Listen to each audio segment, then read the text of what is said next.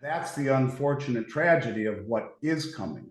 It's been a curse of mine forever in that I'm always early. Most of what we've talked about as a company has come true.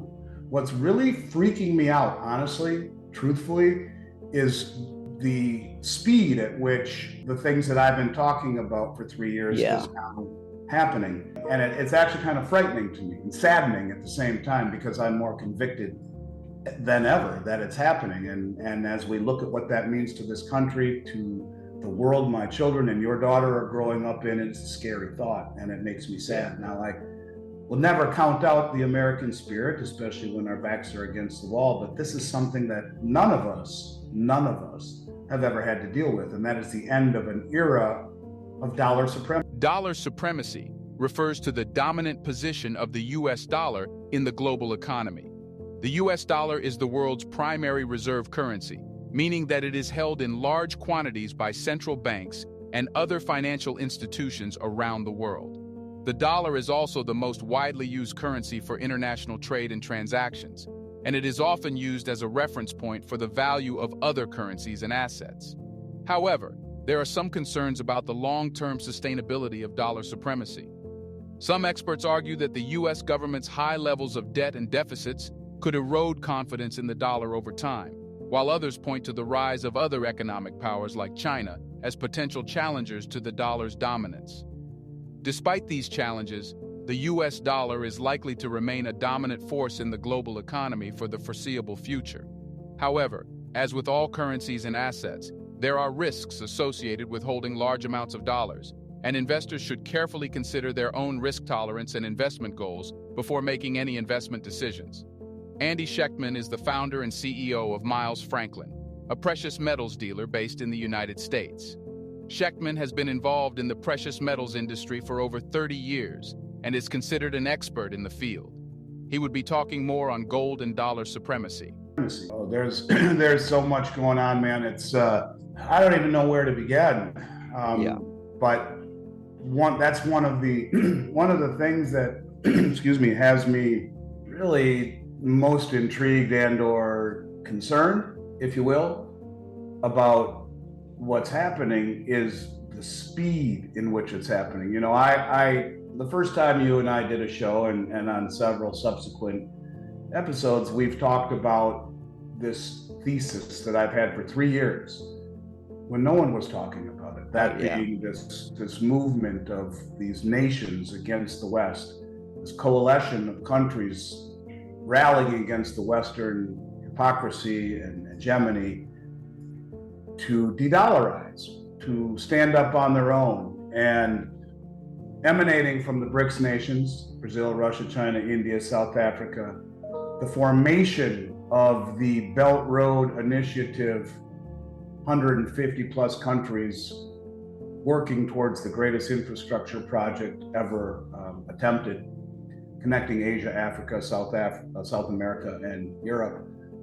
The Shanghai Cooperation Organization, the Eurasian Economic Union, these entities that comprise 85% of human population. When I started talking about them in 2020, my thesis started with the repatriation of the gold by the central banks, the massive accumulation. The following year, the reclassification of gold as a Tier 1 reserve asset. The following year, the Belt Road Initiative, the IMF saying they wanted a new Bretton Woods. But the theme here is that this progression of events was just that, a linear progression of events that was taking place 2 or 3 of these events per year. 2 or 3 of these very strong, major, important events that were being ignored by the mainstream, but that caught my eye. In and of themselves, these events may not have had much significance in the greater picture. But for some reason, as clearly as I was able to see the back of my hand, I could see what all of these events had in common. And that's what was being missed by not only the mainstream, but also the alternative media. And that is this trend towards de-dollarization, towards standing up on their own 2 feet against the Western hegemony. it became very clear to me very quickly. And what has me the most concerned about all of this is the speed at which in which it is accelerating. And since we've last talked, several very key things have happened, such as our allies to the south, Mexico, formally applying to BRICS, such as Saudi Arabia formally applying to the Shanghai Cooperation Organization, which is also a military organization, not just financial and economic. You're talking 60% of the Eurasian landmass is in the Shanghai Cooperation Organization run by China. When you realize Saudi Arabia is being protected on one end by Russia and now on the other end by the Shanghai Cooperation Organization, it essentially means China and Africa, or South Africa. You have a growing chorus of things happening, or our friends, our allies, France, who was right there with us in 2022 in backing the sanctioning of Russia, in weaponizing the dollar and accelerating all of these events, kicking them out of SWIFT, taking their funds, using them to rebuild the Ukraine, all of the things that really we shouldn't be able to do as the custodian of the world's reserve. Right. And that's what's accelerating it. But now France, last week, signs a very large liquid natural gas deal with UAE and China to be payable in yuan. Bad enough, President Macron just returned from a trip with China and Xi Jinping. And as he was leaving the last day, he signs a 51-point joint declaration with the Chinese, ranging from, get this, 5G to military engagement. Our allies, like Mexico, like Saudi Arabia, like Turkey, like Egypt, and now like France, are slowly exiting stage left. They are choosing sides. The comments by Macron were shocking, as far as I'm concerned, where he told the world that few things. One in particular was that that Europe really can't do anything about the war in the Ukraine, so what makes anyone think that they should be involved with getting in between Taiwan and China? In fact, he urged those leaders in Europe to distance themselves from this event, to pull away from America, as they don't want to get in between the conflict between China and Taiwan. They're already put in the middle of the conflict between Russia and the Ukraine, and there's nothing they can do about it. He went on to say that not just countries, but corporations and banks within the European Union are complaining about the Western sanctions, that a bank like the one in France that was fined about $4 billion for trading with an Iranian company can be sanctioned based upon falling on the wrong side of the West's agenda. These are the kind of things that represent the rallying cry to the portion of the world that is de-dollarizing, but to see it happening with our allies right in front of us is another. And when you see Mexico and France make these admissions, it's very, very shocking. Or how about the Kenyan president a week ago, who said, we're going to buy oil from the United Arab Emirates and from Saudi Arabia and pay for it in Kenyan shillings, and then standing on the stage saying to all of his countrymen, those of you who hold dollars need to do what you're going to do or experience losses, because in the next few weeks this whole market will be different. Now, what the hell does that mean? Right. The point I'm getting at is that, like a roll of toilet paper is the analogy I make. You put a fresh roll of toilet paper out, you don't notice how it's decreasing in volume when it's fresh. But as it gets closer to the end, it spins faster and the cardboard becomes more visible. Yeah. And I would argue the cardboard is becoming more visible outside the country. The the trend moving away from the dollar, protecting themselves, that being Saudi Arabia, on both sides with China and Russia, the agreements that are being made, like the negotiated peace agreement China brokered between Iran and Saudi Arabia, Sunni and Shiite, countries that have hated each other for centuries, are now rallying against a common enemy or foe, that being the United States. My enemy's enemy is my friend. Yeah. Enough to put those things aside, that the roll is spinning much faster. And the ramifications of de-dollarization and of losing the petro reserve status become greater and greater and greater by the day. And of course, when you look at the boneheaded monetary policy of the Fed and this ridiculous fiscal policy of the Treasury and the government, are accelerating the motivation and the desire to de-dollarize. The lighting of a fuse underneath the regional banks in this country, 5,000 of them, which hold 70% of all of these small business loans in this country, the majority of all the commercial real estate loans in this country, not the big skyscrapers that JP and Citi and Morgan Stanley would hold or back, but most of the commercial real estate, which has been getting hammered due to everyone working remotely now. The banks that hold the paper on this are being eviscerated from the inside out. We have not seen the end of this banking crisis. It is just beginning. And what does that mean when everyone flows out of these banks because the commercial banks are paying 5 or 6% in money markets, while the CDs that are systemic and risky and will not be bailed out, according to the Treasury Secretary, unless they are systemic enough whereby an uber majority of the FOMC, that's the Fed, the FDIC, Janet Yellen and the president agree that they're worthy of being bailed out. That's making everyone freak the hell out. We've added 12,000 new clients in 30 days in the banking system. The regional banks has watched over $1 trillion leave in 1 week. Yeah. A handful of commercial banks. This is a very scary backdrop. And I think it is very important that people understand that the time to de-dollarize, the time to do what the biggest money in the world is doing, is fading away. And I just think people need to take a real close look at what's going on. The time for cost averaging and waiting for a pullback is coming to an end.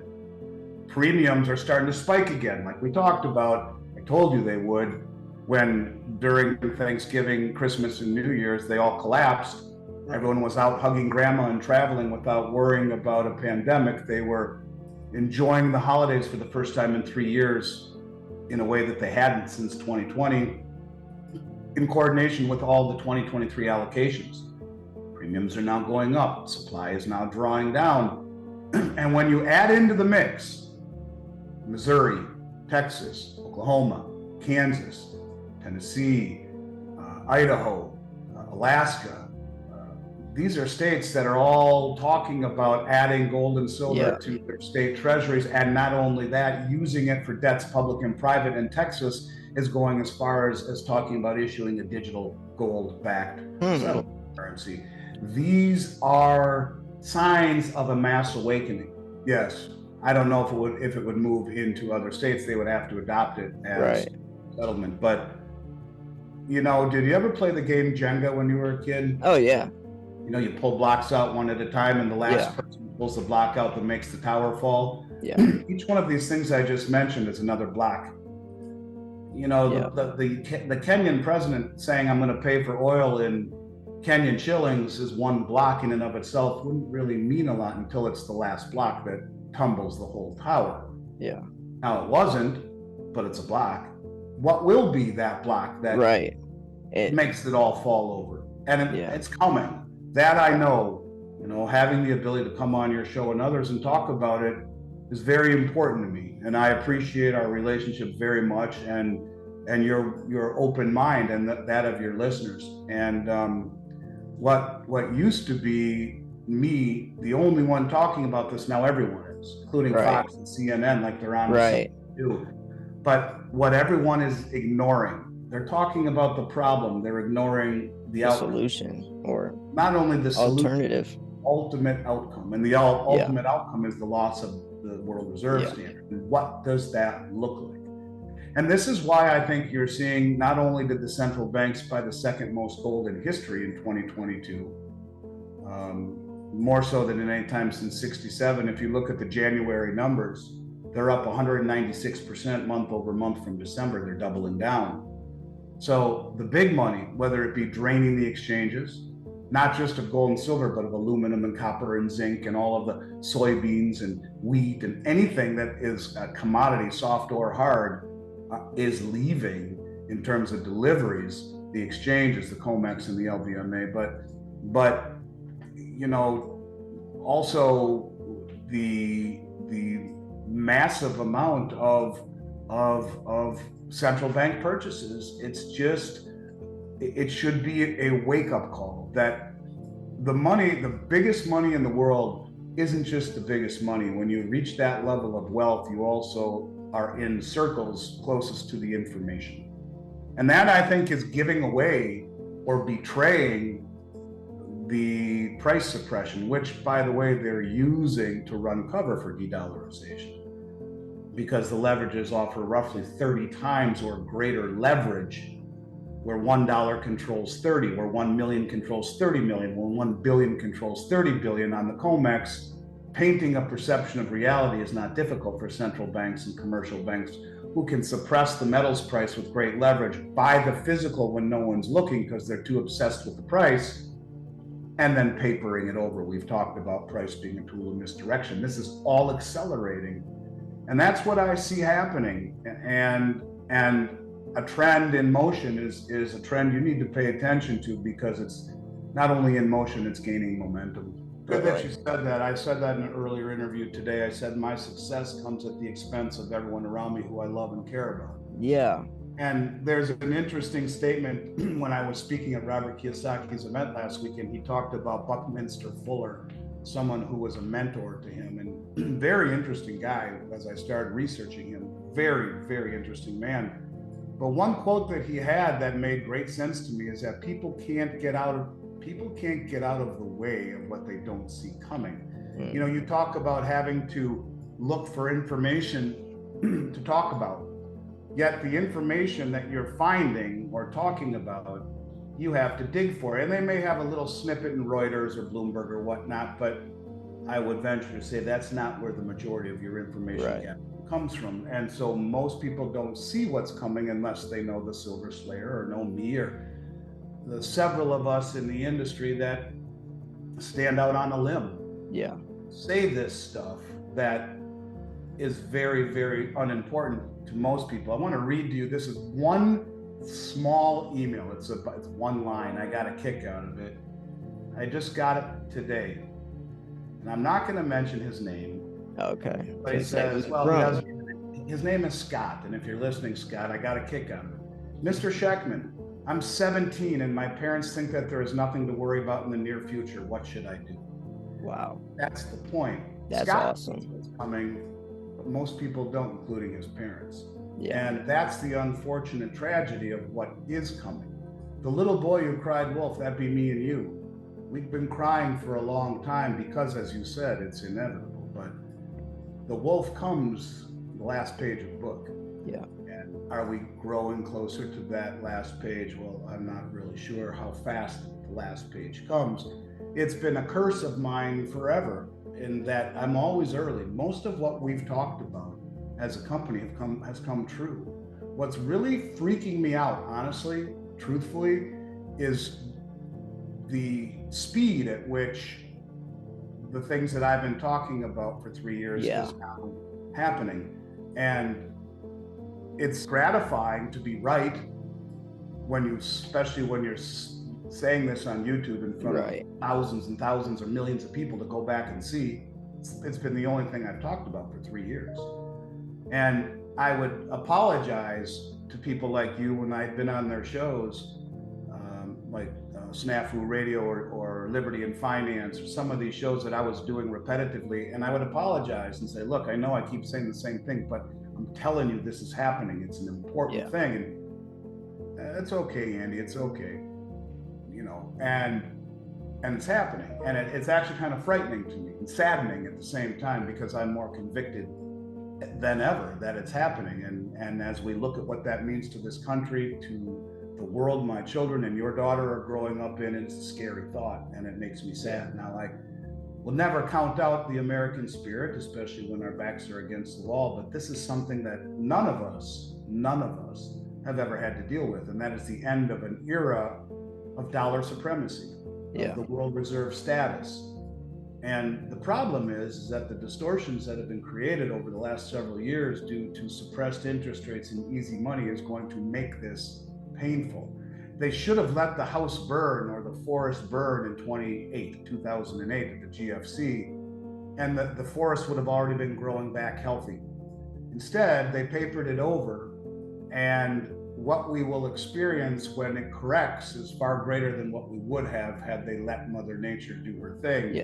In 08, the Fed had a balance sheet of 800 billion. It is now 9 trillion. For the last 11 months, they've been talking about quantitative tightening, and they did. They tightened 600-700 billion, meaning they sold treasuries off their balance sheet. In the last 3 weeks, they've added 400 billion back on. They've erased 3/4 of 11 months worth of quantitative tightening in 3 weeks.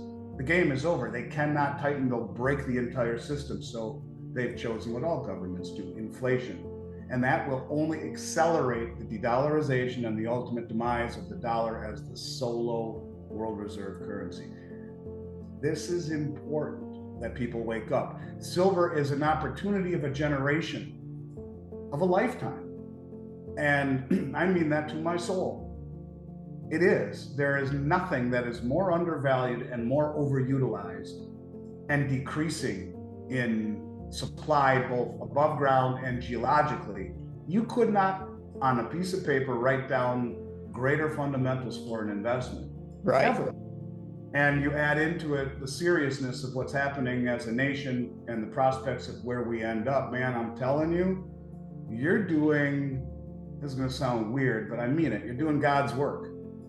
You are. I mean, whether you know it or not, you are helping more people protect themselves and get out of the way of what's coming than most people much older than you and with a much greater platform than you, like Jim Cramer, who all he's doing is destroying people's wealth, telling people to buy Silicon Valley Bank stock at $300 a share. So, sometimes the worm turns. It hasn't fully turned yet. But people like you and I, when this is all said and done, will be revered for sounding the alarm, the Paul Revere, if you will. Yeah. And I admire you for it, and I admire myself for it, because neither of us need to do what we are doing and being so public about our opinions. And I just think, I hope we're making an impact even a little bit, because in my entire career, almost 34 years, I have never been so concerned, so frightened, and so sad about what I see bearing down upon us. And that's the honest to God truth. Meaning faster. Yeah, faster. It's what toilet paper I'm talking about. It is. Yeah. It is. And the crazy thing about it, when you go to the grocery store, or when you call your oldest buddies, maybe they watch your show, but the ones that don't, ask them, do you know what the bricks are? No one does. And if it weren't for you, none of them know a silver eagle if it fell on their foot either. Yeah. So this country, albeit is waking up little by little, is very woefully underprepared for what's coming. And that's the most frightening thing about it, is that you and I speak to what is the pimple on the elephant's ass. And the elephant is whistling Dixie, worrying about the former President Trump being indicted, which is atrocious to me. Right. The fact that happened, that's worthy of consideration, but it's far less important than what is really coming down. It's just another symptom of the sickness. We meddle with the elections. This is meddling, whether you believe it or not. When you indict on bullshit counts the leading Republican candidate because you do not want him ruining the apple cart. Right. That's meddling, and it's disgusting when you weaponize the Justice Department and the FBI and raid a former president's home at 5 a.m, yet don't do anything about the president and his son and the myriad of things that would deem indictment or digging And it's very frightening. It's scary. Yeah. It's scary that this is happening in the United States. This is all emblematic of what is fostering the de-dollarization, the move away from the West. That isn't what it stood for. We're being hollowed out. We are not the country we once were, at least in this administration, we're not. And people can say what they want about Trump. His policies were 1,000 times better than any president I've ever witnessed. Yeah, he spoke like an idiot. So what? I'll take buffoonism way more than I will an administration that is eviscerating the value of the dollar, destroying our relationships with, look at these countries that are our allies. Saudi Arabia, gone. Mexico, gone. Germany, pissed off at us as can be because of the pipeline and the energy situation. France doing deals with China in yuan and signing 51-point deals, including military engagement. Australia, New Zealand, and Japan rumored to be contemplating joining the BRICS. The world is angry at us. Yeah.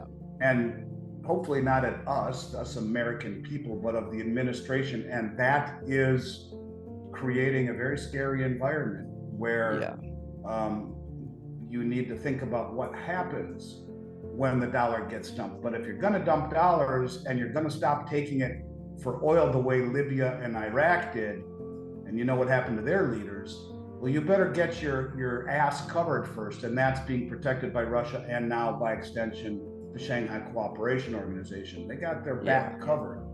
And at some point when they are ready to release that statement on a Sunday night, just like Silicon Valley Bank Monday morning, everything was upside down. They'll do it on a Sunday night. Hey, thanks for the memories. We're moving on. We're taking another currency. Bang, all the dollars get dumped globally and they collapse. And the ramifications of that is something no one has thought about. When that happens, it's a religious experience. Well, you got us in Canada. I mean, that's and the United Kingdom.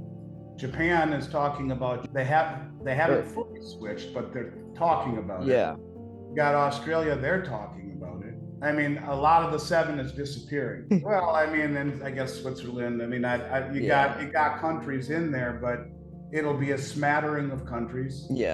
That will be left isolated to what will be an entirely new ecosystem, one that is all about transparency, a la blockchain, and commodities that are pegged to the blockchain. I think he'd have a better chance of fixing it than anyone because he would do the things that needed to be done. And when he was in office, we had good relationships with North Korea. We had good relationships with China. Granted, there were sanctions or not sanctions, tariffs. They were dealing with them appropriately. They respected us. We had good relationship with Russia. We did what needed to be done to put America first. We were energy independent. We had low inflation and high employment. Stock market was doing well. Look, you could argue we're so far down the rabbit hole that this is really beyond repair. The U.S. government came out with their balance sheet a few weeks ago, 2022. Social Security is $77 trillion filled with IOUs, 77 trillion by their own admission, 76.9 or something like that.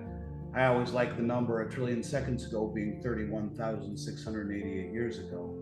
When you add that unfunded liability of 77 trillion to the other unfunded liabilities, unfunded off balance sheet obligations, Medicare, Medicaid, government, military pensions, you're $120 trillion on top of a $31 trillion debt. They came out and told us that the largest asset of the land of the free and the home of the brave is student debt. And you could argue that we're so far down the rabbit hole economically, financially, there may not be a solution but a reset. But what Trump did was demand respect and accountability, which is lacking right now in this country, and that's a scary thing. I think Trump may have been tough, but I think we were respected, and now we are not respected at all, which is, again, only giving courage to these entities to expedite, if you will, the formation of this massive union of countries that represent the majority of human population, to get it finalized before the administration changes. So unfortunately, I don't think that there's really any way to fix the problem that we have, only to mitigate the severity of the fallout. You know what, man? The truth of it is this, and I think this is the most important thing I could say on this show. In what is coming, which I believe will be a hyperinflationary stagflation, the Great Depression meets the printing press. That is what I think is coming. He or she who loses least wins. Get out of the way of what's coming. Get out of debt if you can, especially variable rate debt. Prepare food, water, protection for your family, things that you would need if a hurricane was coming. Buy a few ounces of silver, or as much as you can, every few weeks. Do what you can to prepare as if a hurricane is coming, and this is going to be a hell of a hurricane, in my opinion. And that's all that you can really do. Yep. And if you have greater means financially, then get the hell out of the dollar, get out of traditional assets, because when rates spike in relation to that event, those assets collapse. That's the reset. That is the reset. And I think we're growing closer to the inevitability of that happening than ever before. How is it that Colorado and California and all these states are allowed to sell marijuana when it's federally illegal? That's true. The states make their own rules. Yeah. And despite the Fed, and this is another example of it, the states will have their own forms of legal tender. It's not like they're outlawing the dollar, and I don't know how the federal government will feel about it, but they're doing it. And it's being passed. I mean, in Missouri and Wyoming and Texas and Idaho, and on happening. So to me, what that symbolizes more than anything is the awakening. Yeah. Where the representative from Idaho stands on the legislature floor and says, we need to let our constituents do what the central banks are doing. They're selling dollars and buying metal. I mean, when have you ever heard that before? Representative Mooney who keeps trying to introduce gold and silver as legal tender and no taxes on gains and all of that stuff. You know, there is an awakening, and that's what it will take to, if we have any hope of digging ourselves out. There was a report issued by the International Monetary Fund a month or two ago that was titled "Gold, Gold an International Reserve Currency, a Barbarous Relic No More?" ? The IMF is 150 countries, where, you know, it's kind of like the Western form of the BRICS, so to speak. Not really, but kind of. This was formed at Bretton Woods, and the U.S. has veto power there. I think they control like 17 or 20%. But maybe that's how they fight back against the massive shift out of the dollar, as they issue a gold-backed digital Fed token or digital dollar. I'm not exactly sure how it plays out, but I do think that that's on the table. Did you know that "May you live in interesting times" is a Chinese curse? That's a statement. What is live in interesting times? In other words, I prefer dull and complacent. Yeah. These are interesting, and with that comes the fallout of interesting. I don't really have any last parting words for anyone. I think I've been very transparent for a very long time. Yeah. I think you are not buying this to get wealthy. It is wealth. Right. It is wealth that has outlived everything the world's ever thrown at it, and they're throwing a big curveball at us right now. Yeah. And I think that's why you buy gold and silver. It's not to get rich. It's because if you are stuck in traditional assets and in dollars, you're destined to go broke. Yeah. If you are not a contrarian, you're destined to become a villain. A victim. That's a Freudian slip. If you're not a contrarian, you'll be a victim. And like I said, if you don't see what's coming, you can't get out of the way of it. Open your eyes and look and see. And that's what I've always attempted to do on your show and others, and be the Paul Revere, if you will, sound the alarm. You're doing a good job of it as well, and I appreciate the opportunity to come on here and do this. As I mentioned to you off air, I'm somehow going to attempt to write a book with Robert Kiyosaki over the next few weeks. So I will be a little sparse over the next few weeks. I'm not going anywhere. I will be back. If something crazy happens, I'm a phone call away and we'll jump on a podcast in 10 seconds. But let's just say sometime towards the beginning of summer, I'll be back, hopefully with a book in hand, and that'd be really cool about all the things that have been going on in the world. Everyone listening should send these videos and others that you do out to their friends and get the word out. Yeah. You can only help the world or save the world one person at a time, starting with yourself. But most of the people listening to your show have already got that covered. Now work with some of your immediate family and see what you can do there. Just like the young man Scott. What do? You do the best you can, hope for the best, and do all you can to prepare for the worst. I've told you, and thank you for your kind words. Every one of the brokers who works for me, every one, except for one, who's a friend of my dad's, every one of them are some of my oldest friends in the world. I mean, real friends, not just work friends, friends that I've known since Little League, since elementary school, since junior high, since high school, since college. Friends that I would hang out and associate with if business never came into the fold. And there are those people who say you should never work with your friends. I vehemently disagree. You just have to pick the right friends. Yeah. It's important to know that people working with you and for you have your back and that of your company, and my friends do. And that to me is the greatest comfort. So we are a big family, and we do try to make it seem like we're all friends. The relationships are important. You know what? Where we're heading, relationships will be very important. Yeah. You or these people who we work with call up, they will have made relationships, and that means for something and stands for something, and it does with me and everyone in my company. So thank you for your vote of confidence, for your endorsement. That means a great deal to me, and I'll always have your back as well. So until next time, I'll look forward to picking up where we left off, but I hope everyone out there stays well. These are crazy times, and like you just said, may we all live in interesting times. Yeah.